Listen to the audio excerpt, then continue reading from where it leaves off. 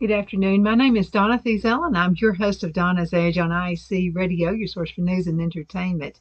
You can also find us on television, channel 182, on Charter Communications and Abundant Television, found on Roku, Apple TV, and Amazon Fire. And don't forget the podcast, newscasters.com. Now, if you have any suggestions, ideas for shows, and some research you would love for me to do for you, I'll be glad to do that. It would be my honor.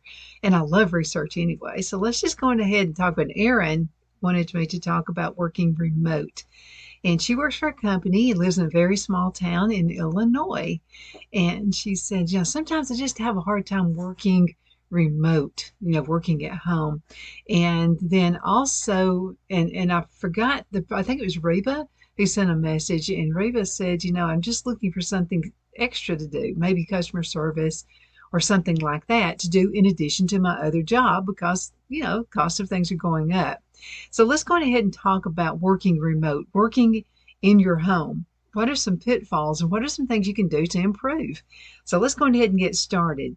Number one, first of all, let's pick a good workplace. Yeah, that's very important. Some people use a spare bedroom. Some people use their living room.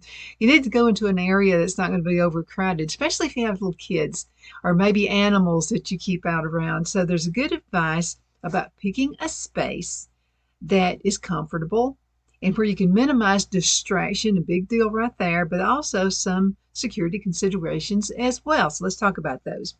Number one, pick a place that's private. That's really important. So if you're working from home, this may be easier than working in a coffee shop or maybe a library. In a library, the only thing about that is you feel like you got to be really quiet.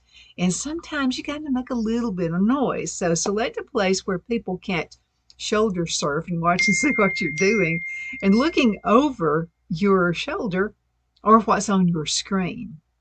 Now, here's a tip. Be aware of having your back to doors or windows where strangers could peer in. You got to watch out for that as well. Now, if you can't find a private place to work, consider getting a privacy filter. This is a shield of sorts that attaches to your screen. I've seen those and makes it difficult to read what's on your screen unless you're right in front of it. That's really good advice right there.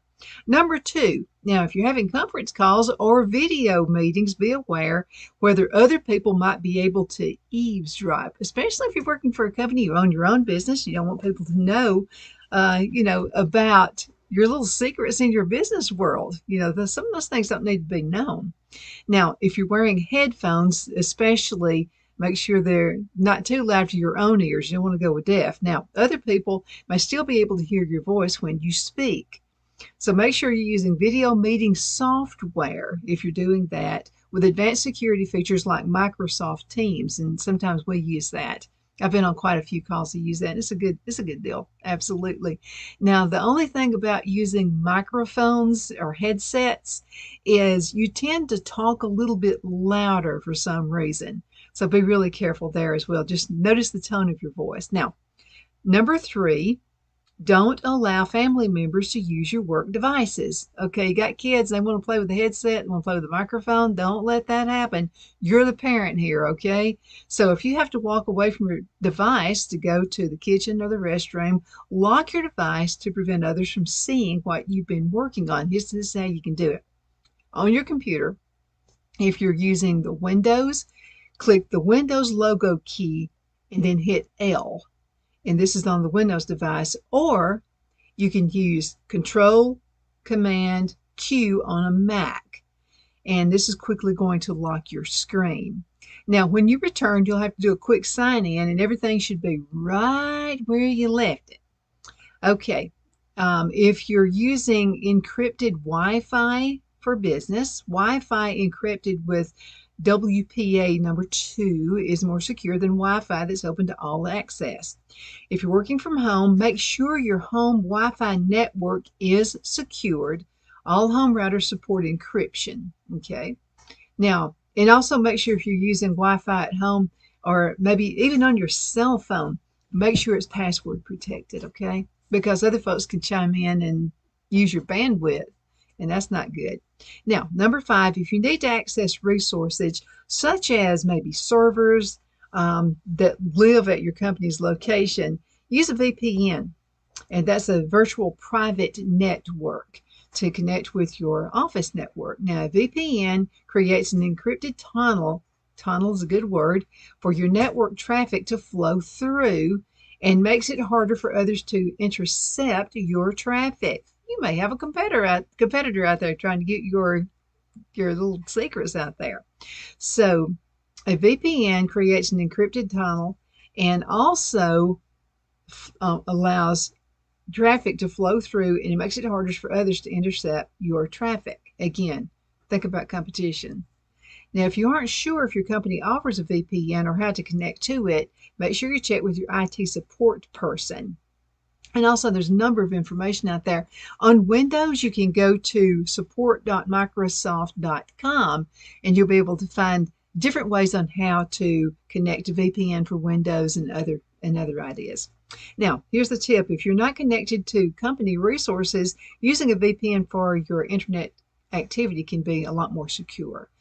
Also, if you have to give any of your vital information out, you want to make sure that even if you're paying bills and you're doing them on company time, just be sure that it's secure network.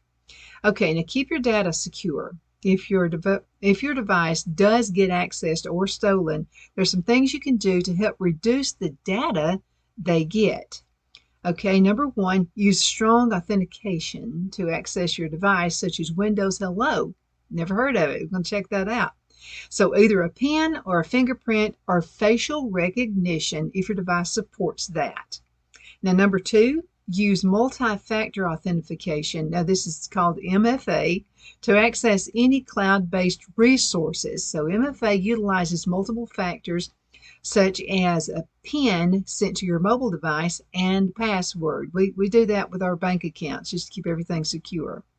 Or you can use a PIN and a facial or fingerprint scan in order to authenticate you. Now, usually you only need to use the multiple factors the first time you sign in from a specific device. MFA makes it much harder for others to sign in, as is, in other words, to try to be you. It gets kind of aggravating to do that. Now, one time I lost everything on the computer and had to redo every single thing. When I did that, oh man, it was like every single thing I had to go through new pins and new activations, new everything. So it was kind of an aggravation, but it worked out. It's worth it in the long run. Number three, now's a good time to think about the passwords you use. If you're using simple passwords like lovely or password one, length is more important than complexity. They both have a role. Now, your password should be at least 12 characters long and not an English word or your dog's name. Yeah, people get on Facebook and find out your dog's name is Romeo or whatever, and they're going to figure you love animals and you just might name your password after your animals. Consider using a phrase like a favorite song lyric, maybe a movie quote or a poem, to create a password that's long and complex but easy for you to remember. Now, number four, make sure local drive encryption such as BitLocker is enabled. That way, if your device is lost or stolen, any local data will be difficult to access. Now, make sure your device is up to date on security updates and that you have an anti-malware program like Microsoft Defender Antivirus actively running. I'm kind of like that about the antiviral software. I seem to have more trouble than it's worth. Now, use a modern browser like maybe something like a Microsoft Edge just to make sure you're running the latest version. Number seven, store your files in a secure cloud location rather than on a local drive or removable media. The thing about removable media is you might lose it, so that's something to consider right there. Secure cloud storage, such as SharePoint or OneDrive for work or school, means that even if your physical device is lost or stolen, your data is still available to you and your company. So I can definitely see the convenience for that. Also, SharePoint and OneDrive make it easier to recover your data, and if you get infected with ransomware. Now, number eight, whenever possible, use the web version of your apps, such as Word, Outlook, or Excel. Another benefit to storing your files in a secure cloud location is that when you use the web version of apps, your data stays on the server and isn't downloadable to your local device. I'm kind of about that one as well. Now, let's talk about keep in touch. Now, what does that mean? Keep in touch. Stay in touch with your company while you're working remotely. Now, your IT department may have special requests or make new tools available for you. If you suspect that your device or your data has been compromised in any way, notify your IT people immediately so they can investigate and take steps to prevent unnecessary damage. Number 2, now more than ever, resist the temptation to use unapproved tools or store data outside your company's resources. Now, if you need something you don't have to order to get your job done, ask your IT department to escalate through your management. Now, this is whether you're working at the coffee shop just down the street or you're working out of your home. And again, more and more people are doing that now. I know in the small town I live in, I know someone who actually does customer service for one of the big box stores, and she does it out of her home. Okay, if you need something you don't have to order to get your job done, ask the IT or escalate through your management. It's entirely possible that you'll discover systems that don't work well when you're not in the office. Now's the perfect time to let IT know so you can work through those issues together. And it could be because maybe you're using a home internet service and maybe it's not quite up to par. Maybe it's not as encrypted as the one you're used to at work. So again, those are things that you need to do and your IT person can help you get that done. Number 3, be alert for phishing emails or phone calls.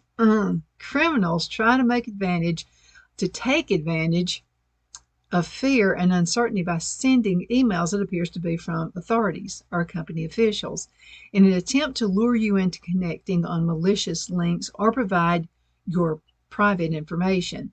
Never click an attachment you weren't expecting, even if it appears to be from somebody you know. Always best to check back with that person to make sure the attachment is legitimate before you open it. If you get an email asking you to sign to a site, open a new tab in your browser and type the URL in yourself. Now, we've talked about that before. Or access it via the trusted bookmark rather than clicking on the link in the email. It's so easy to come up with a logo that looks like yours, right? So be really careful there. Now, if you get an email asking you to sign into a site, open a new tab in from your browser and type the URL in yourself again. Now, if you get an unexpected phone call from somebody you don't recognize claiming to be from your company's tech support, that can happen too. Get their name, then hang up and call your company's phone call support. And you should hang up, by the way, immediately from that person you suspect something weird. And by the way, if it is from your company, they're going to be glad that you're so cautious. You're not going to tick anybody off. And if you do tick somebody off at the company, just say, hey, you should be appreciating me for being so cautious, because this is a good thing. Now, Microsoft support never calls customers directly unless you've reached out to them for support. And again, they also use something encrypted and media to be able to do that as well. Let's go into a commercial break. We shall return in just a few minutes. Twin City Used Car Sales has been serving drivers in the Northeast Alabama area for years with a quality selection of late model used cars, SUVs, and pickup trucks. On top of our extensive selection and competitive prices, we offer professional auto financing services for used car buyers of all credit levels. Whether you've just begun your search or you're ready to secure your next vehicle, at Twin City Used Car Sales, you will drive away with the vehicle of your dreams. The sales and finance staff at Twin City Used Car Sales looks forward to serving you, and you can apply for financing online before your visit to our used dealership in Gadsden, Alabama. Check us out on the web at twincityusedcars.com or go by our location at 901 First Avenue, Gadsden, Alabama. We sincerely look forward to serving you.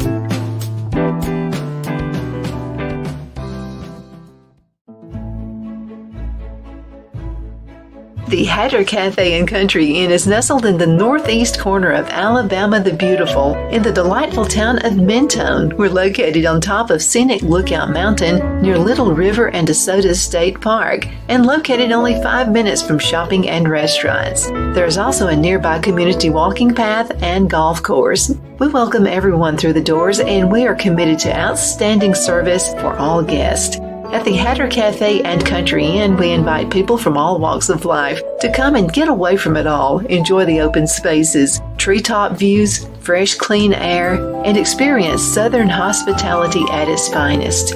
We look forward to hosting you. To reserve a special event, or if you would love a special getaway at the Country Inn, you can call us at 256-634-2018.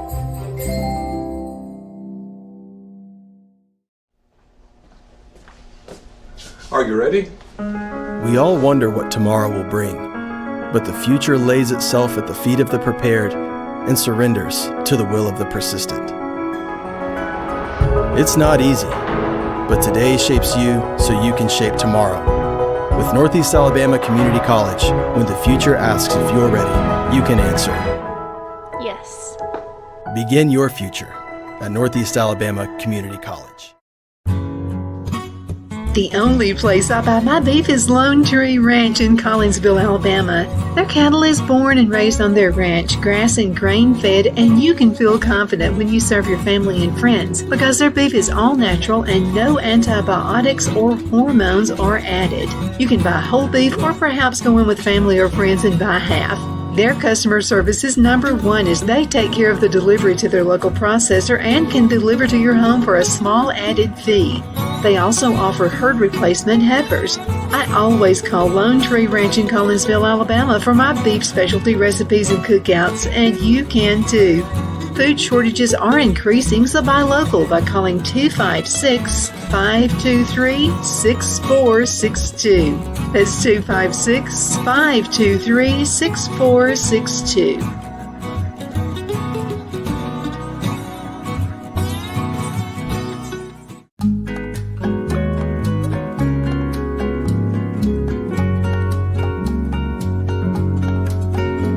At Lamone's Mexican Restaurant, located in Henniger, Alabama, and voted Best Mexican Restaurant of DeKalb County, Alabama 2020, we're here to serve you with authentic Mexican cuisine. Order easily online by going to lamonsmex.com or call 256-657-3999 to place your order. We're open Sunday through Thursday 11 a.m. to 9 p.m. and Friday and Saturday 11 a.m. to 10 p.m. Whether you're celebrating a cozy date night for two or a celebration for a crowd, at Lamone's you'll love our atmosphere and friendly servers. Thank you for dining with Lamone's Mexican Restaurant.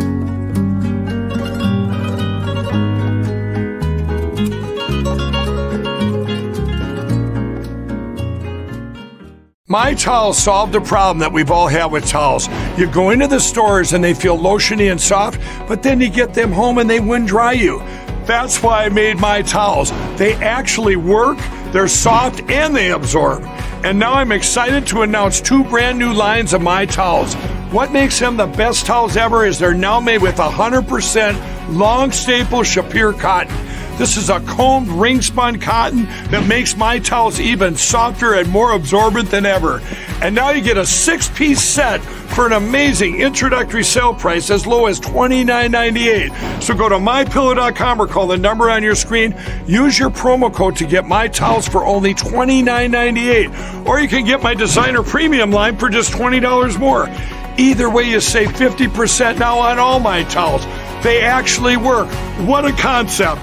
This offer won't last long, so please order now. MyPillow.com. Okay, we're back from the commercial break. So we've been talking about working from home and some tips and some tools that are available. If you're working from home with a company and they have, say, a particular IT department, let's go ahead and talk about tax deductions. And it's not too early to think about that right now. You're always thinking a year in advance, right? So you can know about expenses and those kinds of things. So let's go ahead and talk about what you can claim. Now keep in mind, okay, your tax codes can change from year to year. Depends on who the president is. So this is just some thoughts for you, okay? Now, here's this one right here. Who can claim the tax deductions when working from home? Now, since the 2018 tax reform became law, generally only self-employed people could claim tax deductions when working from home. Working as an employee and for yourself doesn't necessarily disqualify you from taking these tax deductions. Now, the deductions have to be related to your self-employed income rather than your employee work. Even in this situation, you'll generally need to make sure your home office is only in support of your self-employment and not your job as an employee. For other expenses such as your phone and your internet, you can split these between working for yourself as an employee or as a personal expense. For deducting home office space on your tax return, the IRS does require these expenses be used exclusively for your self-employed business. So if you're using a spare bedroom, make sure it's used for nothing else. Don't keep toys in it in case you get audited. Don't let it be a storage area. It needs to be 100% used for work. Okay, now even in this situation, you'll generally need to make sure your home office is only in support of your self-employment and not your job as an employee. Now, let's talk about this for a second. To claim a home office as a business expense, you must use part of your home as your principal place of business or a place where you regularly meet greeting clients or customers or store inventory. Now, if your home office is a separate structure, then it does not have to be your principal place of business. So that's what Phil did. He had a studio built for me, and that's all I use it for. And, remember when COVID hit, I have asthma. And so we decided to just go ahead and stop renting space, from someone else. And we decided just to use this as 100%. And you need a really good tax preparer. And I have a good one. Her name is Rhonda, and she's with Rhonda's Elite Tax LLC. She has been handling my stuff for years, over 11 years. And she's really good at what she does. So before I do anything, before I buy anything, I always consult with Rhonda. And she says, that's a little fuzzy. I don't know that I'd count that off on my taxes. Or she'll say, great deal, going ahead and do it. So those are just some things you want to ask, okay, the person who prepares your things. Okay, let's see. If it is used exclusively for self-employment, what you can take off is a portion of your home-related expenses such as the mortgage interest, property taxes, homeowners insurance, and utilities.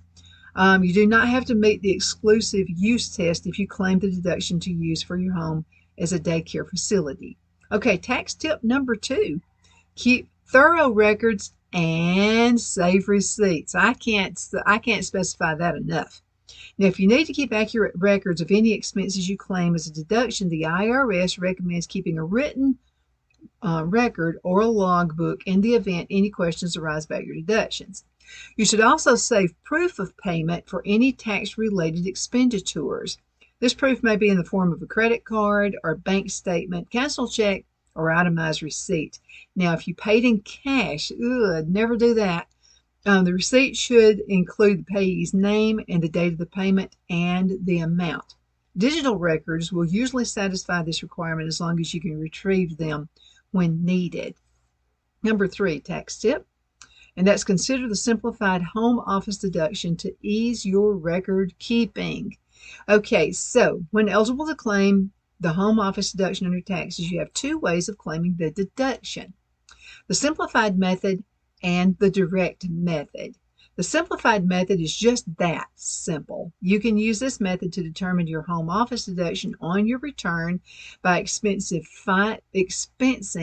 $5 per square foot of your office up to 300 square feet for a maximum of $1,500. The other option, the direct method, is more involved but could result in a bigger deduction. And that's what Rhonda does for me. She gives me the bigger option because she knows what she's doing. Tax tip number 4, consider taking the direct method if it provides a bigger deduction. Now, the other way to claim home office deduction is by using the direct method. Okay, so this involves tracking all your home office expenses in addition to any costs related to repairing and maintaining the space. Yeah, you paint the walls, write it off. Okay, make sure you keep the receipt though. Now, further, you can claim deductions for a portion of other expenses based on the proportion of the space to the rest of your residence. Tax tip number 5. Okay, each year you can switch between the simplified and the direct method to take the biggest tax deduction. To get the biggest deduction possible, you may need to calculate your deduction using both the direct and simplified methods to see which one comes out ahead for your taxes. That's another thing Rhonda does for me. She'll do both just to see which is the best for me. You don't need any reason to switch from one method to the other year after year. Now, how do you calculate the home office deduction as a self-employed person? Okay, let's see if we've got time. Calculating the home office deduction under the simplified method is straightforward. So you take the square footage of your home office used exclusively for your self-employment business and you multiply it by $5 per square foot, again up to the maximum of $1,500 per year. Now, the direct method, by comparison, requires more work on your part throughout the year and when preparing your return, but it may also save you a lot more on your taxes. The direct method determines the home office tax deduction based on the percentage of your home office square footage in your entire home. So what you do is divide the square footage of your home office by the square footage of your entire living space. This is to calculate the percentage of your home that is dedicated to your home office. This percentage is then applied to your home expenses to determine what amount might be business expense. You can also claim a percentage of expenses such as rent, mortgage interest, utilities, insurance, and repairs. Now, depreciation is also an allowable expense for your home that you own. For example, let's say your office is 250 square feet and your home is 1,000 square feet. You can deduct 25% of the allowable expenses. Now, if you had $10,000 in eligible home-related expenses, you can claim up to $2,500 in deductions. And make sure you ask your tax person about that, okay? Because that is very, very, very, very wonderful that you can do that. Now, the direct method has no maximum deduction limit, making it more attractive in some instances than the simplified method. You may consider calculating both methods again to help determine which method is best for your situation. When using the direct method, you also need to account for depreciation for a portion of the house that you own. You don't need to worry about calculating this when using the simplified method for taking your home office deduction. Now, here's a question. Can I use the same space from a W-2 job and side gig and still claim the deduction? Now, here's the quick answer to that. If you use your home office for your W-2 job and your side gigs, you won't be able to claim your home office as a tax deduction.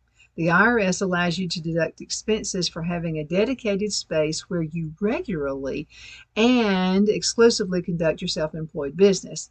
This is true if you live in a house, apartment, condo, mobile home, or boat, as well as in external structures like a barn, garage, or a workshop. Now, if you have a separate space for your employee job and for your self-employment work, and then the eligible expenses for your self-employment space, they can still be deductible, even though the expenses for your employee space isn't. It's called the best of all worlds. My name is Donna. Thank you so much for watching Donna's Edge on IC Radio, your source for news and entertainment. You may find us on television, channel 182 on Charter Communications, and Abundance Television, found on Roku, Apple TV, and Amazon Fire. Don't forget the podcast at thenewscasters.com. And remember, you can always send an email for any ideas or suggestions for the show. You just want me to do some research.